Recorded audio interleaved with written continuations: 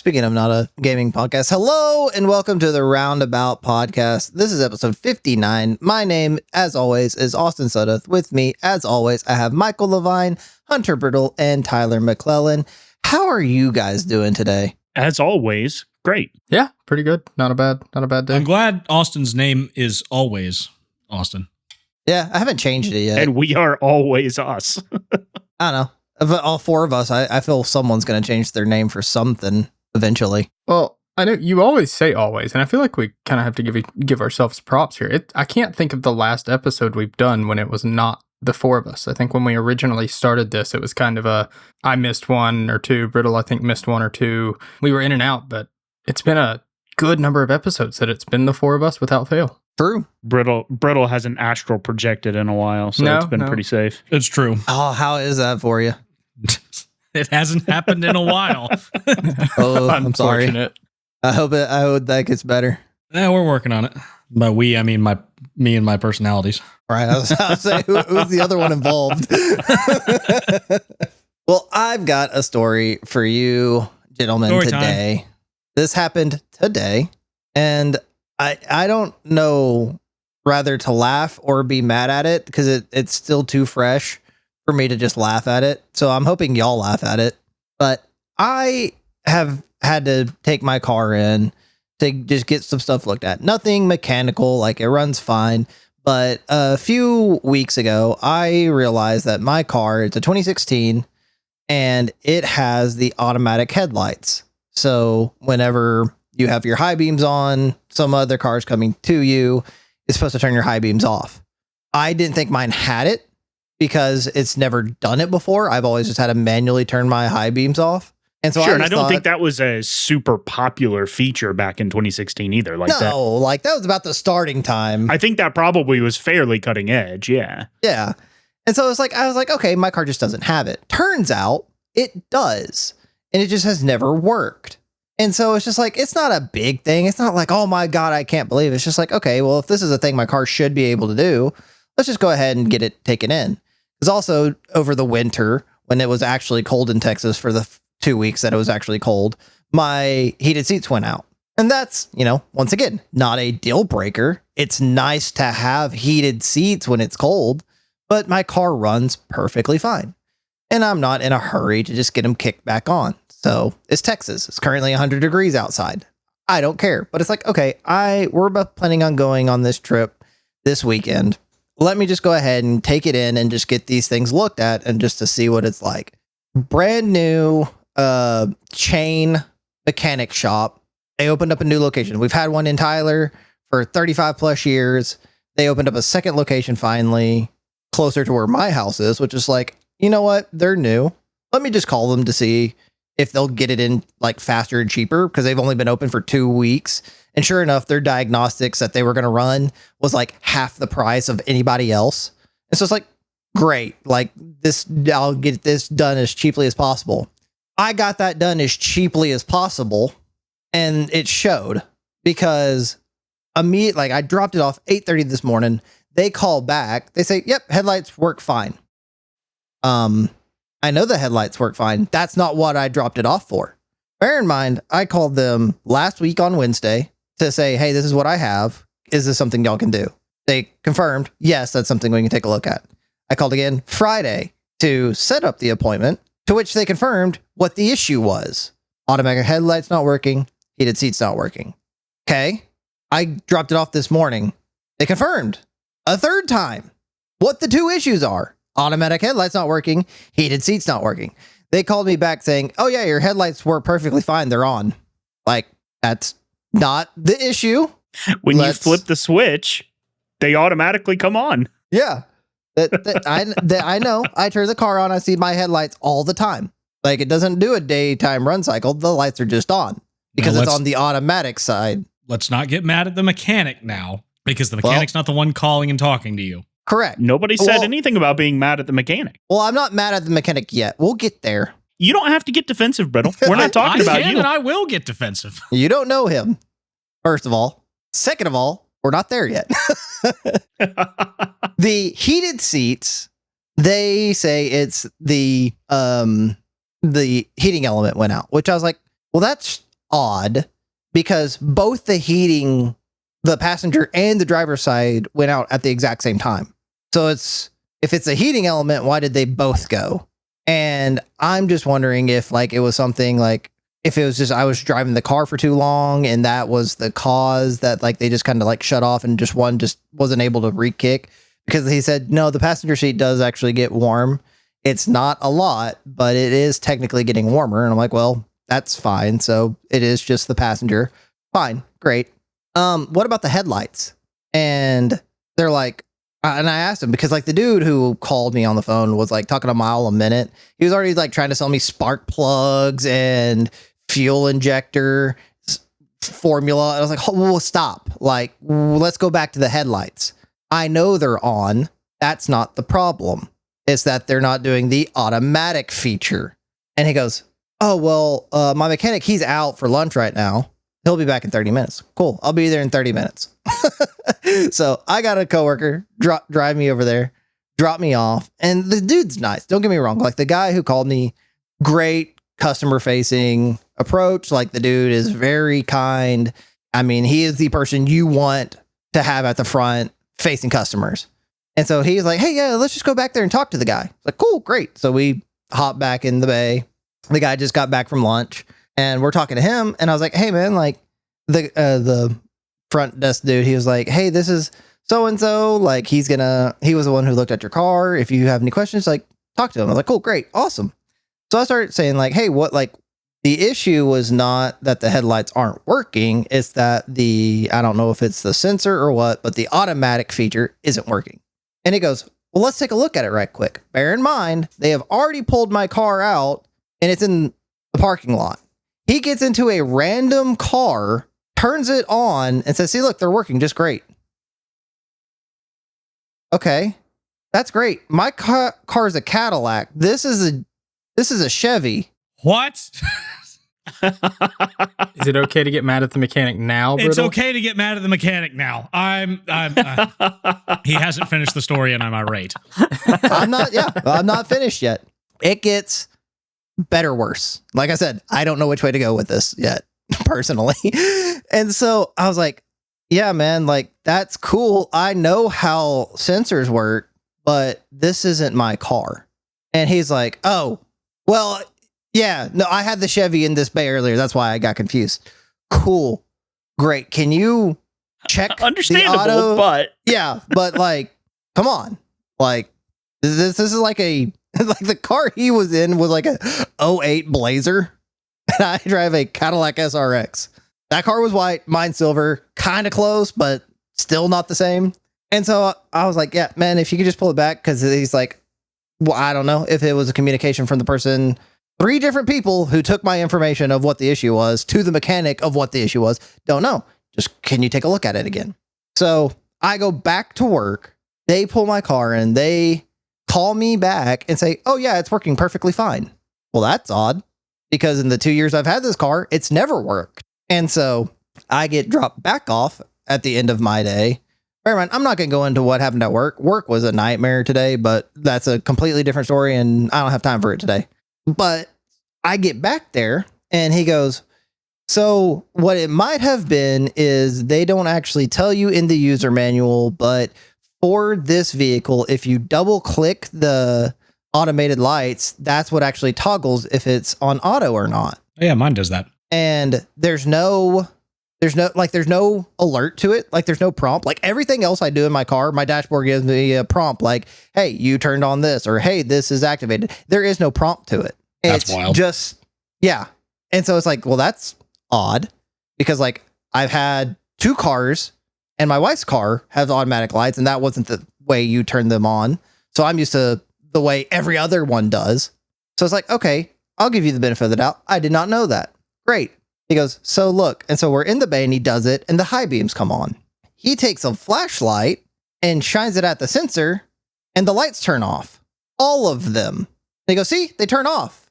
And I gave it a second. And I go, so imagine this, sir. I'm driving at night and another car is coming to me and my sensor picks up that and all my lights turn off. How is that a good thing? And he looked at me for a second. He goes, oh yeah, I guess that would be bad, huh? Like, they're just going to disable all of my lights now. So, hey, Brittle, can I be mad at the mechanic yet? You can be mad at the mechanic now, Okay, Austin. good. Well, let's hold on. I think we're giving this guy too much credit calling him a mechanic. No, he's a mechanic. He's not a technician. He's a mechanic. The only thing the man... There is a difference. I think he's a glorified the only oil thing the changer. man... they're a tire shop, first and foremost, that are now a complete auto thing, so... He might be a tire guy, and all of a sudden sensors are a problem. You got a guy who does mountain balance trying to figure out what a sensor does. Yeah. Right. And so, like, he took a second, and he goes, well, I don't really have a way of testing it in the dark because it's daytime. It's like, Jesus Christ. All right, give me my car back. I'm out. So... Dude's never heard of a piece of tape? Dude, like a rag? Put a rag over the sensor? Yeah. Like, something? Y'all got rags. Give me a rag. Let's put it over the sensor and see what happens. But it's, I don't know. And so I paid for a diagnostic checks for my car to get like half or like a quarter of an answer of what's going on with my car. And just, dude, it just threw me. Like, I was just like, I get it. Like, it's like, I thought I was going to get a cheaper service because they were due and they're trying to get business. And I got a cheaper service. Well, I mean, he did do a diag on the paper. It wrote customer states, auto high beams don't work. Results. Auto high beams kind of work. They work enough. Dude, I don't know what kind of diagnostics he ran because when we were checking, when I was checking out, sounds like he ran diagnostics on a Chevy. That's true. The Chevy, those ones work fantastic, which is amazing.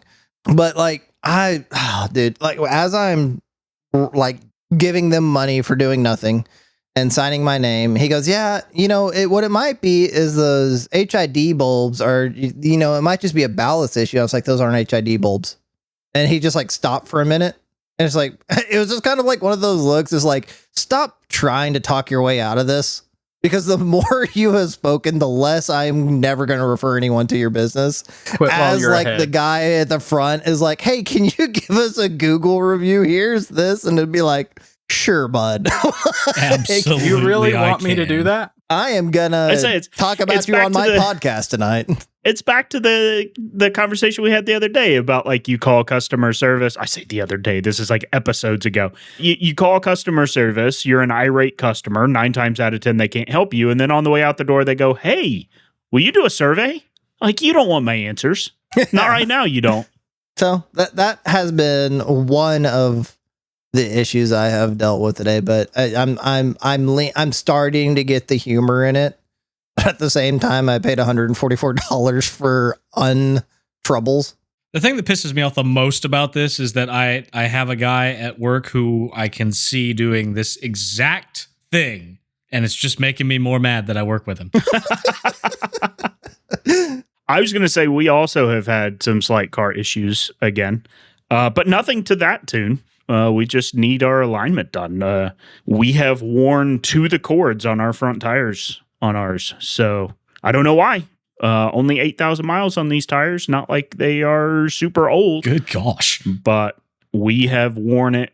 Like I saw getting home last night from dinner when it came around the front of the car to let James out, and I could see cords on the right front. So you'd thought I'd done 600 miles at Charlotte. Well, this is where having a car with a higher ride height would have probably benefited me because I have a very similar situation. Not as entertaining as Austin's, I'll go ahead and forewarn you now, but the day on which mine happened is what made it a little worse. So as you guys know, but the listeners may not, my birthday was just recently. It was on Friday. We did a cool Friday party stream, had a blast. But on my actual... Did we? I did. I had a great time. It actually was. It actually was a ton of fun. I don't know by who, but fun was had, apparently. Yeah, I had a great time. It was fun. It was fun. Melinda may give a different answer. Well, yeah, I don't know about Melinda. That's true. The 4 of us certainly had fun. I think, everybody got a little snippy with each other at times, but overall, it was a good one. Hey, we cleared it in one sitting. Correct. We did, and now we... An accomplishment. And now next party stream, we'll move on to the second one. And whether or not it was more difficult than Halo Campaign Evolved on Legendary is still up for a vote. I still don't know which one was harder. I 100%. I 100% think that Pico Park was harder than Halo. You're on Legendary. probably Yeah, right. but compared to Chained Together, how was it? Oh, so much. I go a cakewalk. Oh, they had a Chained Together bit in there, so I would rather have the story I'm about to tell you happen again than go back to that Chained Together night. well, So great either because way, we're playing it in 2 weeks. good. On my birthday, I always make the joke that all I want for my birthday is a day off. Well, a few days, like about a week before my birthday, I said that again, and my wife was like, "Why don't you just take PTO?" I was like, "Actually, you know what? You're right. I've got plenty. Let's just take PTO on my birthday. I'll do whatever I want, whatever that may be." So I did. I took PTO on this past Friday, and I thought about playing golf, but it was really hot that day. Didn't feel like just sitting in the sun for 4 hours to play golf. It was brutal. Yeah, it was very hot. So I decided, you know what? I've got time to kill. I'm gonna drive to a bookstore that was about an hour away because where I live, there's not any good ones. The only big one, it's a Books a Million, is about an hour away. So I said, I'm gonna drive there. Well, on my way there, about halfway through, about 30 minutes in a little small town called Shelby, which this I'm sure will come up again. I hate Shelby with a passion. Like, do not like driving through it whatsoever. It's the worst. Which is so funny. Kenda and I have been to Shelby a couple times. There's at least there was, I assume it's still there, a cute little B&B that we've stayed in that we loved. There's like a vineyard and some other places. Like, we really liked Shelby. So to hear you talk so badly about it is kind of weird. And that's fair, but the traffic there is way worse than it ever should be in a town that size. And usually if I'm going there, it's to drive through it. Because to get from me to Gastonia or Charlotte, that used to be the only way to go through was to drive through the heart of Shelby, and it's just the worst. But that's a story for another time. So either way, they just built a new highway there that kind of goes around it. And I went that way because I didn't want to drive through Shelby. Well, on that highway, I started hearing a really strange noise on my front left tire. It was like a thumping, like over and over and over again. But I could tell my tire wasn't going down, like it was still driving fine. So I just pulled over. I found like a little off area of the road. I pulled over and I got out and looked at it. Well, there was a piece of rubber like in my wheel. It was like physically kind of like wrapped through the wheel. Well, I pulled it out, looked at the tire. It looked fine. There was plenty of tread left. And now keep in mind, I drive a Fusion, so it sits very low. You can't really see the inside of the tire, but at the same time, all I'm thinking is I'm on the highway. Semi-truck tires go down all the time. There's rubber all over the place. I probably just picked this up. Didn't think much of it. Kept on trucking. About not even 10 minutes later, it starts again. I'm like, okay, this is coming off of my tire. How's this happening? Well, at about that time, I started feeling the tire going down. Like I could feel it, like, starting to lose air. So my first thought was, I don't need to stop and let it get out. I just pulled up my phone. I know, not safe while you're driving. I don't condone it. But I pulled up my phone, looked at the closest tire place. There was only one, and it was a Mavis or Mavis, however you pronounce that, which... Mavis. If I had any choice, I would not have gone there because I know any chain tire place is going to rip you a new one. But my tire was going That's down. crazy because we have a Mavis here and it's actually phenomenal. I was going to say, we took one of ours to a Mavis around here and they were really great as well. I have not had issues with them. Not a sponsor. See, being in a small town, I know 3 guys that own tire stores that I would just call on their cell phones and be like, hey, can you do this today? And they would do it. So that's it. I guess it's just a difference of like, what I'm used to, but I would never go to a chain place if I could avoid it, basically. But they were close. I had an issue. Tire was going down. It was apparently shredding rubber, and I was like, I just need to get somewhere. So it was only like 5 miles away. It wasn't far. And it was on back road, so I wasn't having to go 65, 70 miles an hour. So I drove over there. Well, I got there. That's when I actually got out of my car, and in hindsight, I should have done this before, but I was just assuming, because there was plenty of tread on the tire, I was just assuming that I had picked up rubber. Well, I got there, turned my wheel all the way to the left. Sure enough, Michael, same thing as what you're dealing with. It sounds like must be an alignment issue because the inside of my tire is literally shredded. It's just gone. So I go in, basically ask him. I asked if they did used tires because I was just going to get something put on there and go on and then get a new set later on. They don't. And so I said, well, heck, what's it cost to get 2 fronts? And I think it ended up costing me about $300. Now, in my experience, every time I have gotten front tires, the place has aligned the car as they were doing it. And So I just assumed that was part of it because he said, yeah, we'll check the alignment and everything too. Should have listened. He said, check, not handle. Well, after about an hour and a half of sitting there, I finally, and there's like a little waiting room that doesn't have windows. It's kind of off to the side. I got up and just kind of walked out into the lobby because if y'all know me at all, you know I'm antsy. I can't sit still. I can't just be patient. Never have. I suck at it either way. So I get up and I kind of just walk around the lobby. Sure enough, I look out, my car sitting in the exact same spot with the wheel still turned fully sideways. Nobody's touched it. And I was like, holy crap, I've already been here for 90 minutes. I'm going to be here forever. So I was like, I've got to find something to do. I'm kind of in downtown Shelby. I was like, there's got to be something close. Well, I ended up seeing that one of our local offices at the place I work, we have a Shelby office. I'd never been there. So it was half a mile away. I was like, I'm just going to walk up there. Why not? Because it was a business day, even though I was off. So I did that. It took me, 20 minutes to walk there and back. And I hung out there for 15 minutes or so and just talked to a few people. Well, I get back. Now this time my car's inside. Great. We're making progress. So I go in, I sit back down in the waiting room. Another hour or so passes. And I finally walk up to the guy and was like, hey man, do you have any idea like how long this might be? Because now keep in mind, I'd left my house about 10 o'clock. In my head, I'm getting to the bookstore at 11ish, probably going to eat lunch while I'm down there, hang out there for a little while. I'll be back home before 2 o'clock, have the rest of the day. Well, now we're pushing on 12 o'clock, 12:30 at this point. He said, oh, they're about to put it on the alignment rack, check the alignment. Do you just want them to go ahead and do it? And I was like, well, yeah. I said, is that an extra charge? And he said, yeah, it'll be $120. And I'm thinking, there's not a chance in hell I'm paying $120 for an alignment. Again, same thing. This may be a benefit of living in a small town. I know 3 guys at home that'll do it for 70 or 80, right? I was like, I'm not paying that. Even though I just watched it shred a tire, I refuse to pay you another $120 on top of the $310 or whatever it's costing me to put 2 new tires on the front, which I already think feels overpriced. Granted, I haven't gotten tires in a while. And he said, all right, that's fine. He said, but it's already on the rack. I'll just tell him to get it down. I sat there for another 45 minutes. Now, keep in mind, there is nobody else at this Mavis Tire. Nobody. No other customers there. Sure, they may have had one where the customer left and was going to come back and pick it up, whatever. But there weren't that many cars in their bays. I could see that. And I watched my car for at least 20 minutes because I got impatient again and I was standing outside, sit on that alignment rack with nobody near it. Finally, I started walking closer to it. Now, Brittle, you can take comfort knowing I wasn't going to be the person that walked in the bay and just started asking questions. No, I didn't do that, but I was just kind of standing nearer to that bay door. I hate when people do that. Yeah, I know. I'm well aware, and I would not do that. But I was kind of just standing out in the parking lot, looking at it. Finally, the guy that's working the front desk, I think, noticed because I saw him kind of go over to another guy and point at my car and just tell him to get it off. Sure enough, he walked right over, lowered it down, pulled it back out. So that really annoyed me because I'm like, how long have I been sitting here that my car's just been sitting there for no reason? They know I'm not getting the alignment. It's just sitting on the rack. But again, I get it. There's 100 things going on. There's probably another car they were working on. I'm sure they're short-staffed. Everybody is. But it was just one of those things. It wasn't the worst experience ever. Nobody wants to sit at a tire store for 2.5, 3 hours.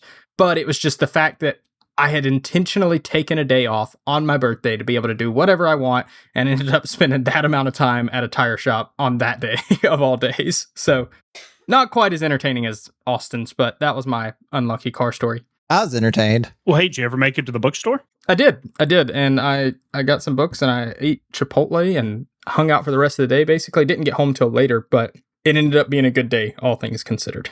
Did you find any of the books you asked me about? I did not. I did find one of them on Amazon. It was, give me a second. I'll look back at our messages because only one of them was the one that kind of piqued my interest more than the other 2 you sent. Give me just a moment and I'll tell you which one that was. It was the Honor Harrington series. Solid series. Really, really good. Oh, no, I'm sorry. Into the Darkness was the one. I apologize. I think it was Into the Darkness. Also really good. That one's more of a Tom Clancy-esque, it's mill sci-fi, but also political intrigue kind of thing. Yeah, which sounds like it'd be right up my alley. I did not find it at the bookstore, but I did find it on Amazon. There is a version in print. That doesn't surprise me. It is, it's not a major published book. The Honor Harrington stuff, I figured you would be able to find. And I think you would like that one probably. Like I said, it's more Navy feel, but not Not super strong. Certainly not like the one I'm reading right now, which feels like I'm literally reading about boats in space. But yeah, that's a really good series too. Like I would really highly recommend the Honor Harrington series. At least the first handful. I've not read past 4 yet, 4 or 5. I don't remember how many I'm in now, but Yeah, I took a break. I think I ended up, there was a specific series that I was looking to buy. It's the second era of a trilogy I've already read. It's the Mistborn series, but this one's the Wax and Wayne. Yeah, Brandon Sanderson. Yeah, Brandon Sanderson. It's era 2 of his Mistborn series. That was what I was really going there for. But I did end up buying the first Lord of the Rings book because I think I told y'all I read The Hobbit. And I'm going to read The Lord of the Rings. I just haven't gotten around to it. And then I bought something very unlike me. I bought and if you're familiar with her, Agatha Christie, she's like very well known for murder mystery style books. I bought one of her books because it's not something I've ever read. It's something I've been somewhat interested in. So I bought one of hers that the internet said was a very popular one.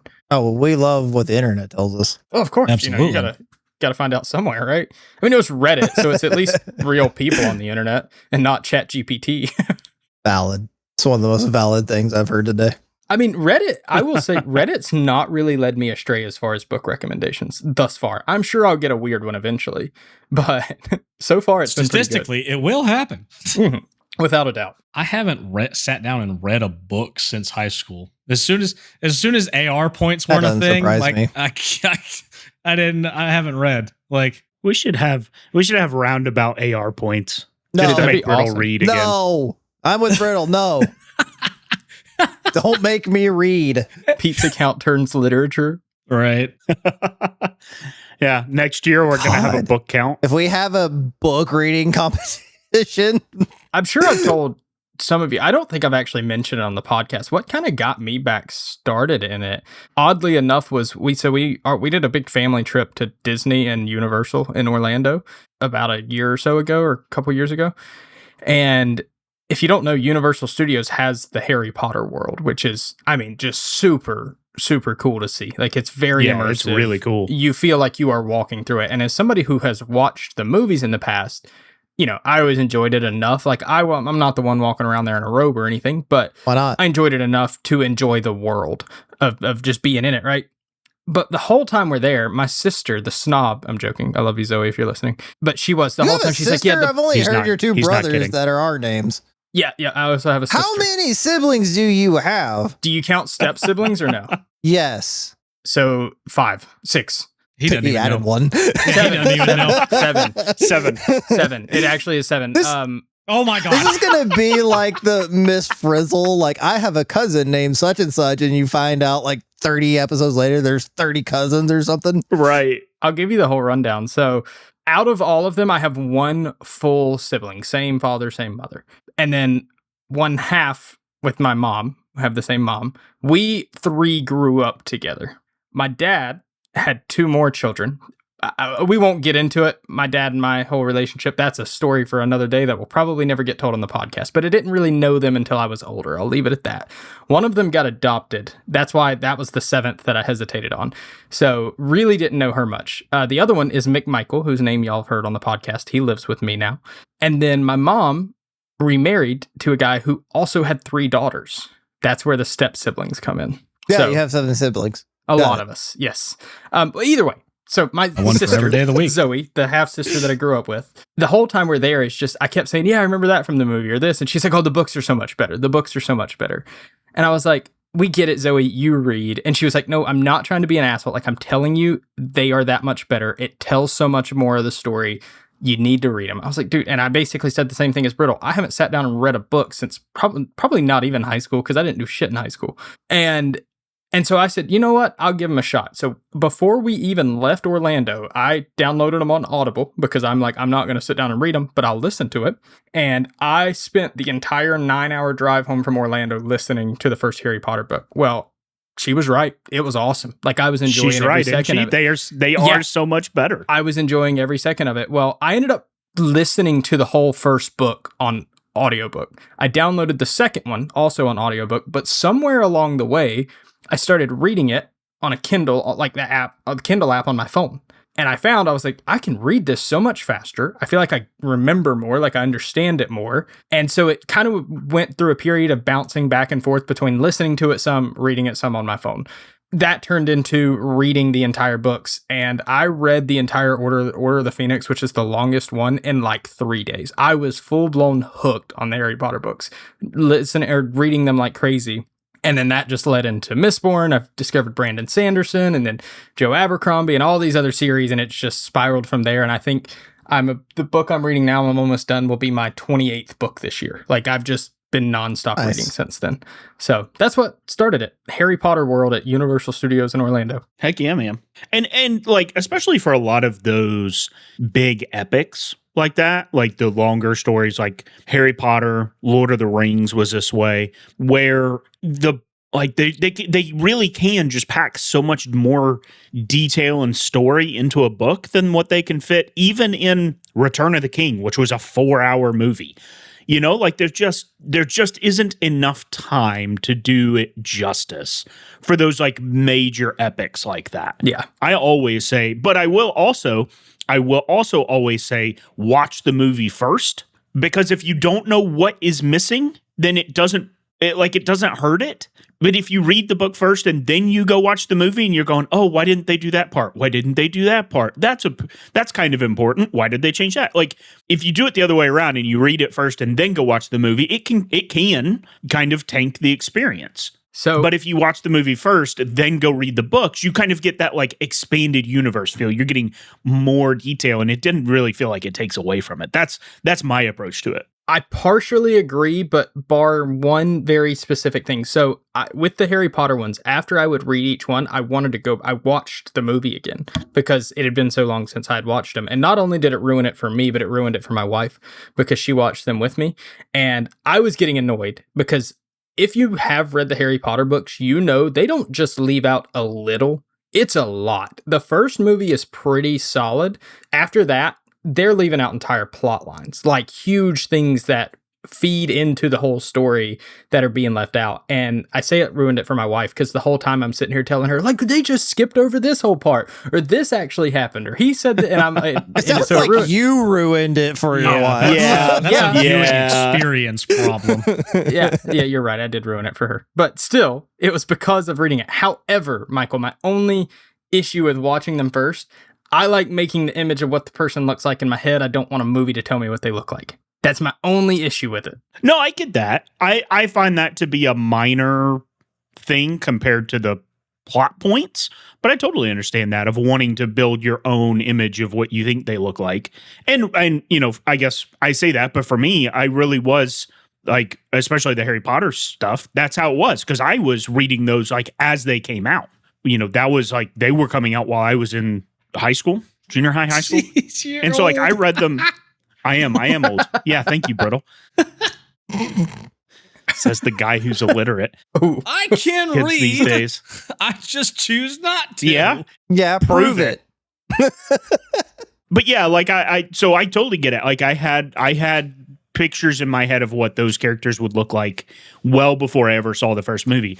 I will say, I thought, especially in that instance, I thought they did a really good job. I agree. I had actually read Lord of the Rings well before I saw the Lord of the Rings movies, but it was kind of one of those, like, again, like for me, it was pretty close, but I was also in school. I missed a lot of stuff in my original read through of those books. I think I did fellowship for a book report once. So yeah, like I totally get it. Like I wouldn't say it's every book and movie pairing do that, but I have generally found that it is safer to watch the movie first because then you're less affected by what they leave out. That's the way I view it. I was trying to find my stats. I have found that I have read for 120 days this year. I got into physical books. I'm at 120 weeks in a row. That's how many weeks in a row I have read on the Kindle app. Sorry, I totally misread that. That's over 2 years. I stopped reading Kindle and started reading physical books. I really enjoy a physical book. I will still download some of the books on my Kindle, like especially if they're longer ones, because it may come up that it's just easier to take it on a trip or whatever. But through, I think, May, I had read every single day of 2026. I like at some point I made a point of doing it. Somewhere along the way I lost that, but I made a point of reading every single day. I think I made it through May, probably a little bit into June, but I don't remember the exact day. I missed that, but my all-time daily record is 341 days in a row. And my all-time weekly record is 167 weeks in a row. Do you strictly read digital? Yeah, because, so it started off, what really got me back into it was traveling all the time. When we were flying to races and stuff, I just found, like, on the airplane, I would pop on, like, a soundtrack, like Halo or Lord of the Rings, or, like, one of those, like, kind of more epic soundtracks, like orchestral kind of soundtracks, and I would read. And I could read through so many books. And then, but because we were traveling and, space is limited and you're hauling a backpack and a suitcase everywhere, I just found it way easier to just keep it digital. It just lived on my phone. I didn't have to worry about a book getting hurt in my backpack or along with all the other race paraphernalia that I got to take and all that kind of stuff. And I could rotate through stuff faster.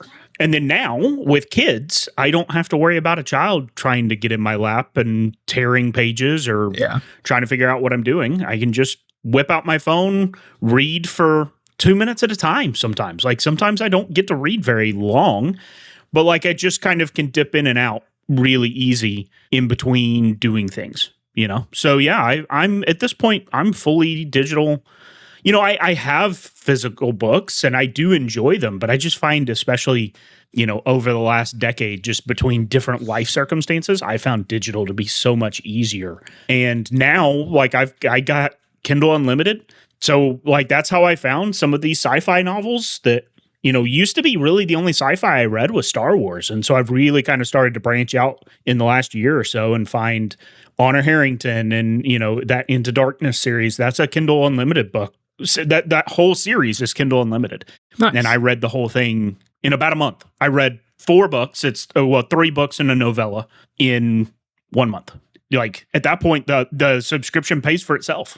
Oh yeah, that's definitely true. But I think at some point the physical books also kind of became the trophies, right? Like the bookshelf is the trophy case now. It's like, absolutely. Look at all the things I've read. I like looking at it. I'm like, oh yeah, I remember that one now. And even though it's not even been that long, I feel like I've read so much that I'll look back at it and be like, oh yeah, I forgot I read that too. That was a good one, right? So I can only imagine as time goes on, I'll be looking back at books I read years ago. So that to me is part of it. But there are a lot that I have also just been like, I don't want to pay $12 or $15 for a book that is not that long or is not just necessarily one that I'm like, oh, I love the way that looks.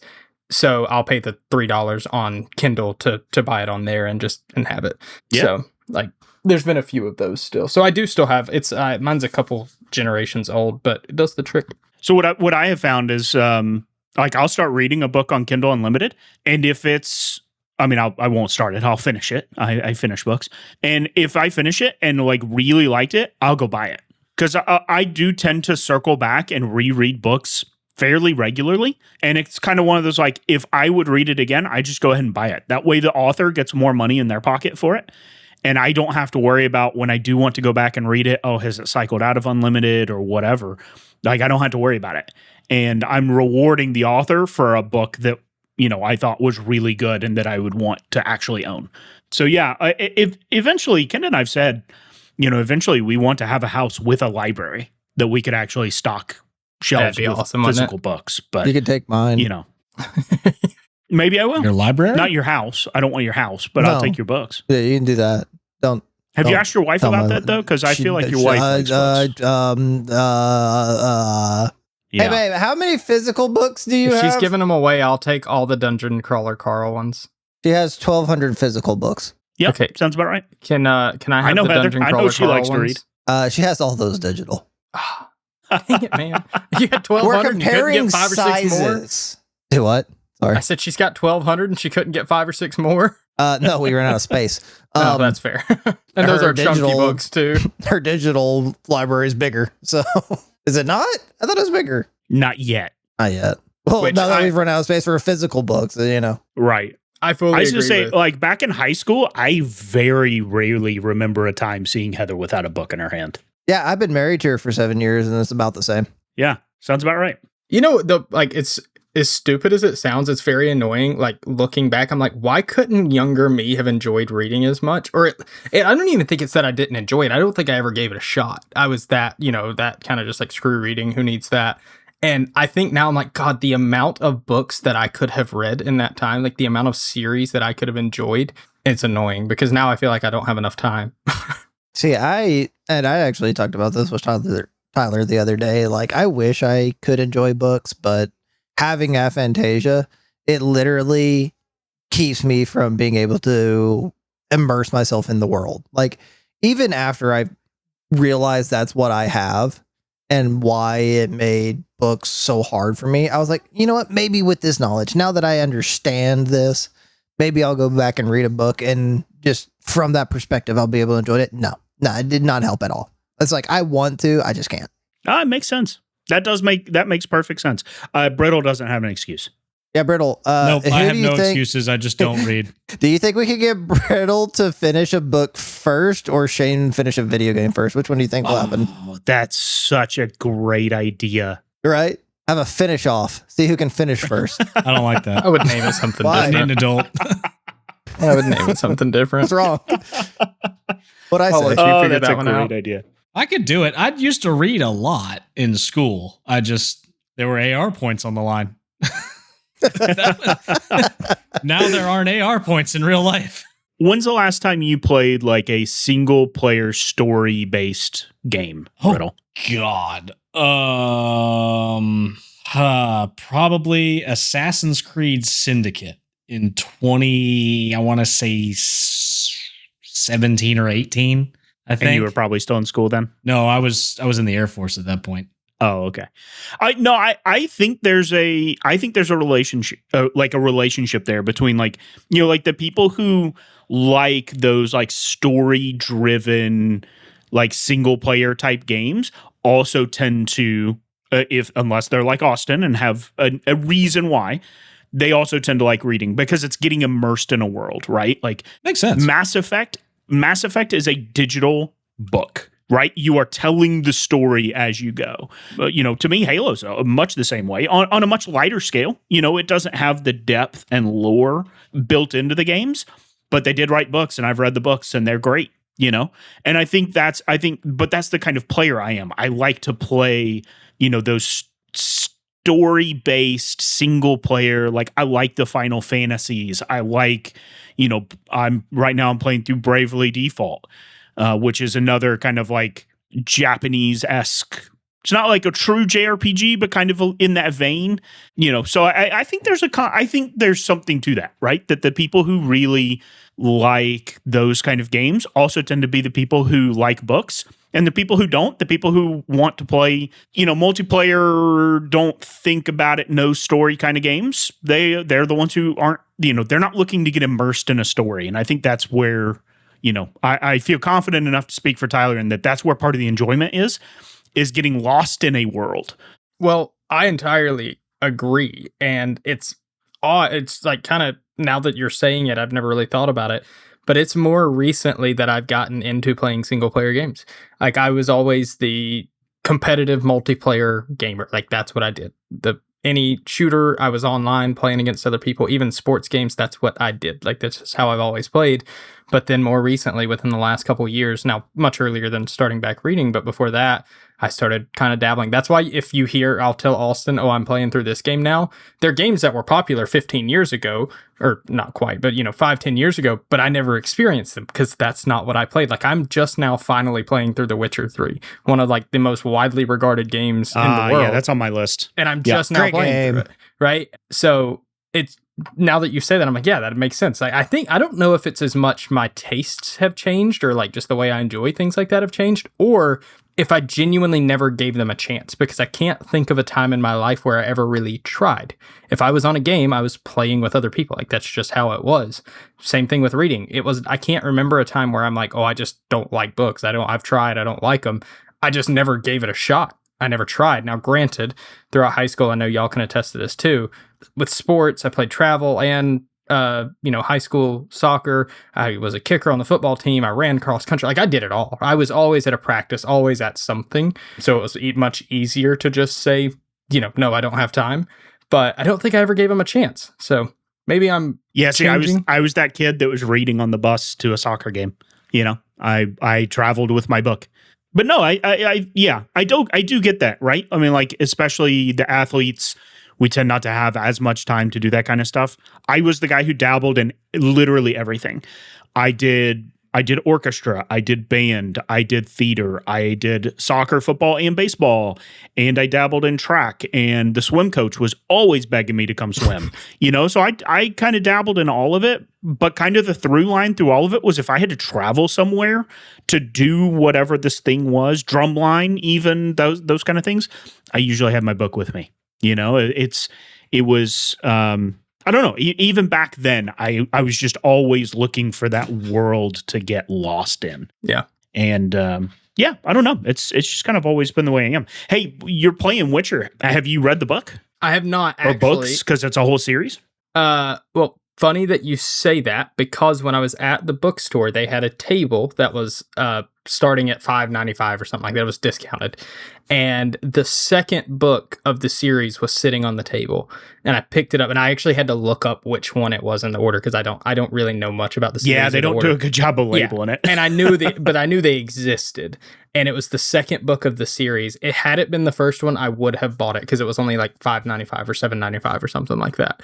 But I do plan on eventually making my way back around to those. Yeah, I've not played the games yet. I think I have the first one installed on Steam, and I want to start playing through that. I think they just finished up Steam Deck compatibility, so it's probably going to become one of my like play in bed kind of games. But yeah, I read through 4 or 5 of the books, and they're really good. I really, really enjoyed the books.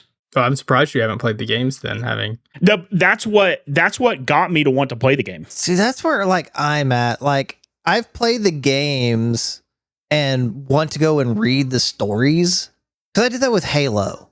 Like, I have Fall of Reach, like when it came out, and it's like, man, I want so bad, because it's like, this is my favorite game series. I want to be able to read it. I think I got like a quarter of the way through that book, and I was like, I don't know what's going on. Like, it is not tracking everything I know about this world. I love, but it's just like, if you ask me what I read, I could not tell you.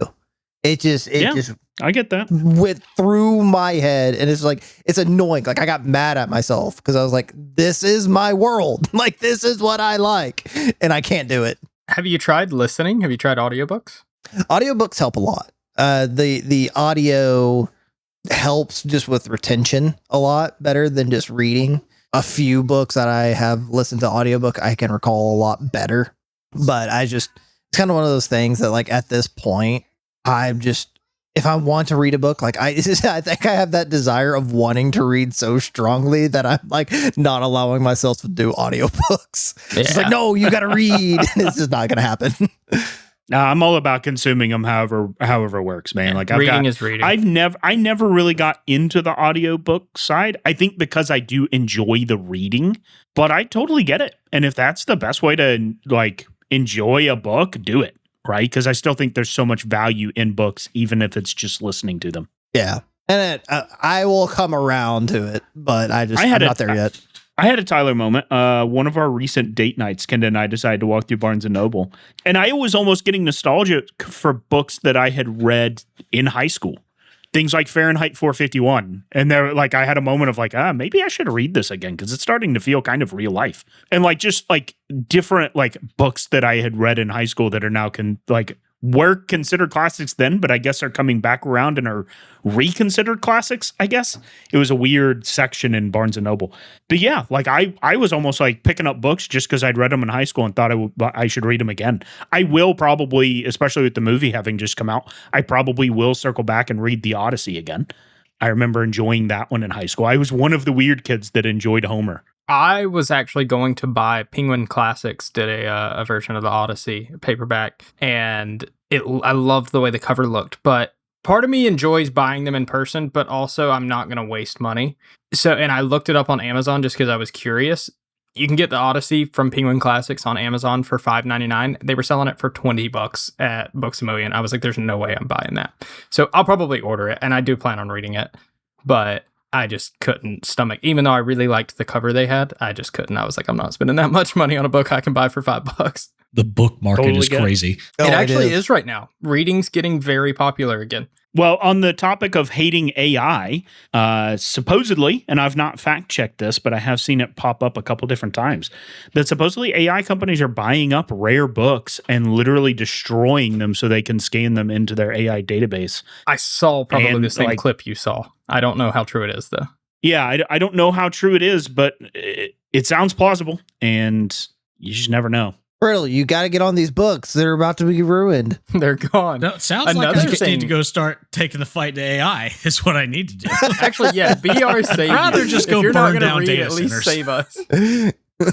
Well, another thing, and I'm sure you've heard about this, which this is pretty predictable. AI books are becoming a very common problem, especially I think in like the romance side of it, because a lot of romance books, similar to like murder mystery, they're shorter books. They're usually one-offs. They're not series. They're And- formulaic. Very formulaic. That was going to Not be the big very thing. well Is a lot written. of them are the same concept over That's and what over and over formulaic again. means, Brittle.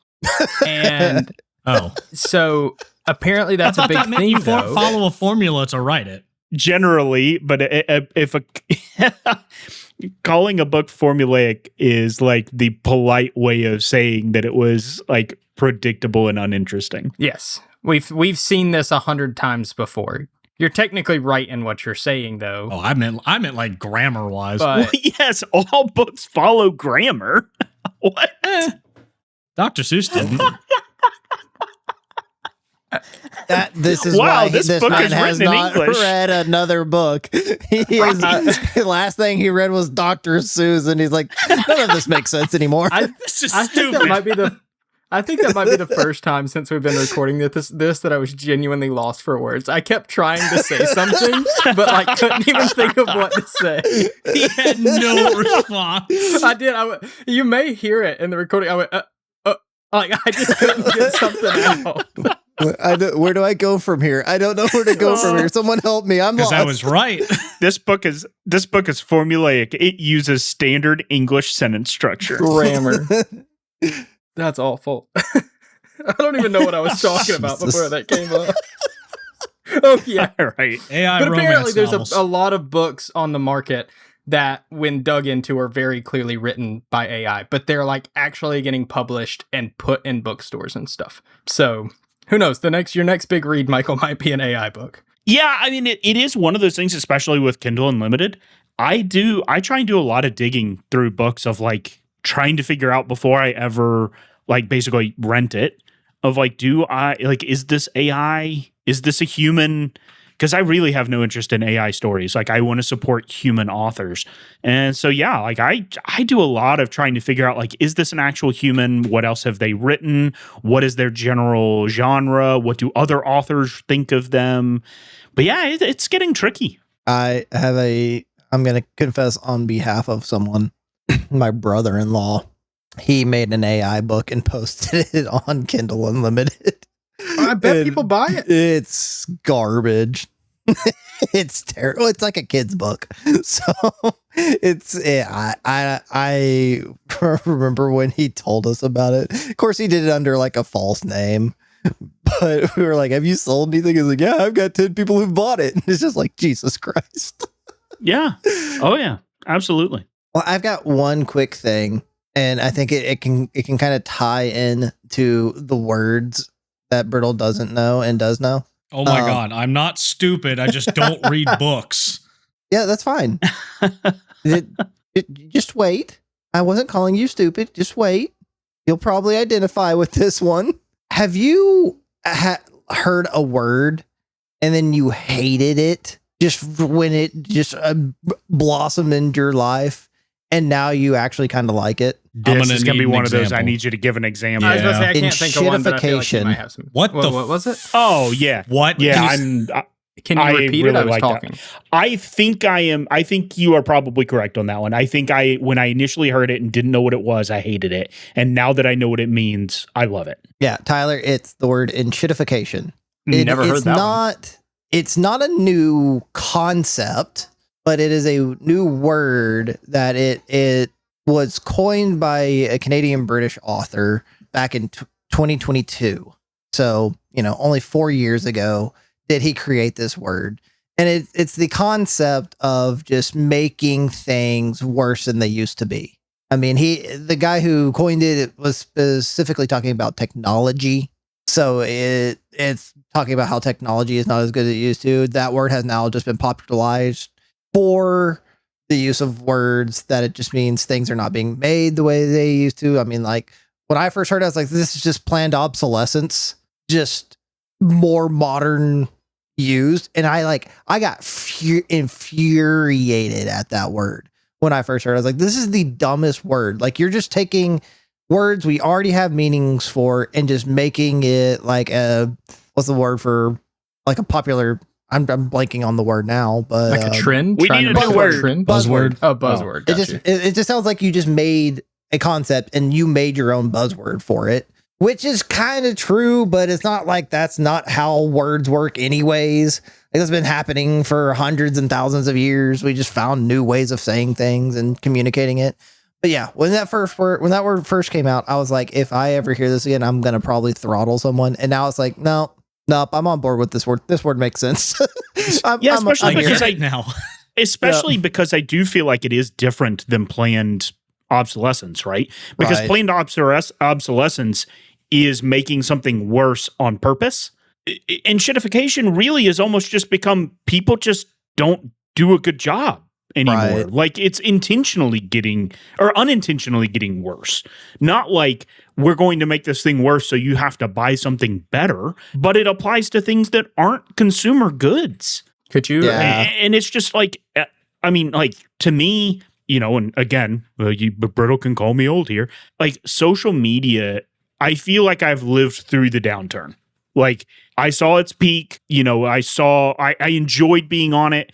And I'm at the point now where I don't even like posting for roundabout stuff. It's just become like every single platform is that way. And it's just like, it's just so much of life, I feel like, can be encapsulated by that. Yeah, for sure. I mean, you think like the auto industry just using cheaper parts just to get stuff out and how things just break a lot easier. I mean, that was my first thought. Like, I know, like I said, I know it was coined in like the tech world, but it's like, nope. Like today, going to the person posing as a mechanic. Real. It's just like just one of those things. Like it literally popped in my head today. And I was like, oh yeah, this word that I hate, it's applicable here. Honestly, I feel like that's the perfect word for the current sports video game world or market. Oh god, I want to talk about the video game. That's fair. AAA just games, churn them out, especially. man. Just churn them out. They'll buy it. Okay, next podcast, remind me to talk about the game me and Tyler have been playing called Mistfall Hunter and what I discovered today. We don't have time for it today. We need to wrap this up.